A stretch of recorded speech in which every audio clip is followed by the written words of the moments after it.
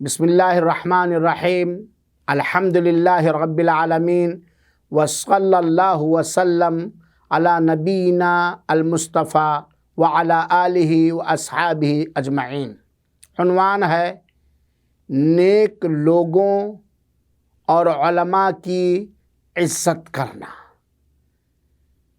سامعین کرام، ہمیں یہ بات معلوم ہونی چاہیے کہ وہ لوگ جو شریعت کا علم رکھتے ہیں، جنہیں آپ علماء کہتے ہیں یا عالم دین کہتے ہیں، اسی طریقے سے سماج کے اندر موجود نیک لوگ، صالح لوگ، اچھے لوگ، یہ ہماری نجات اور ہماری ترقی کا سبب ہیں، کیونکہ علماء انبیاء کے وارث ہیں۔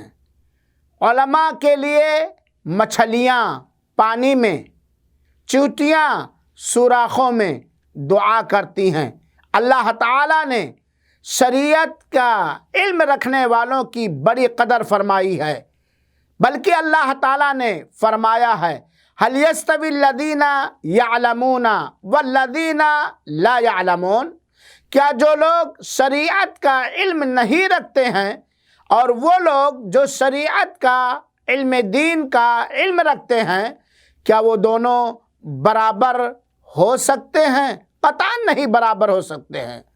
اور اسی طریقے سے نیک لوگ، صالح لوگ، یہ ہماری نجات کا ذریعہ اور سبب ہیں۔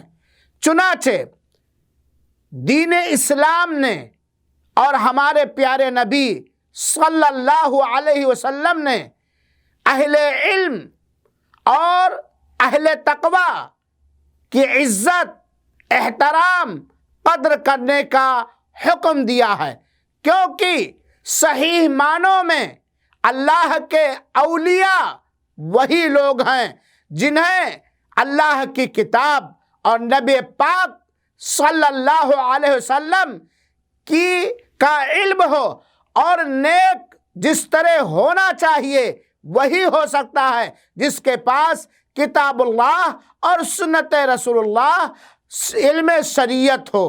اللہ کے رسول اکرم صلی اللہ علیہ وسلم نے فرمایا، صحیح بخاری کے حوالے سے بیان فرماتا ہوں، حدیث قدسی ہے کہ اللہ تعالیٰ نے فرمایا من عاد لی ولیا، جس نے میرے ولی سے عداوت کی، دشمنی کی، نفرت کی، بغض کیا، فقد آذنتہ بالحرب، تو میں نے اس کو اپنے سے جنگ کرنے کی اجازت دے دی۔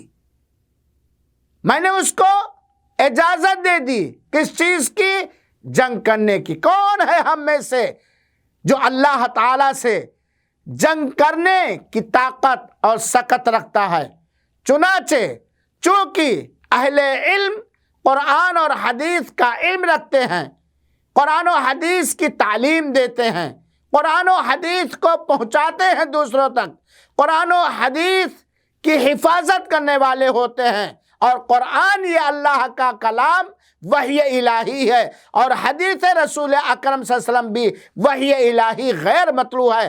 اللہ کی وحی کے علم رکھنے والا، اللہ کے وحی کی حفاظت کرنے والا، اللہ کی وحی کو سیکھنے والا اور سکھانے والا، یہ اللہ تعالیٰ کا ایک نہایت قریبی اور محبوب بندہ ہوتا ہے۔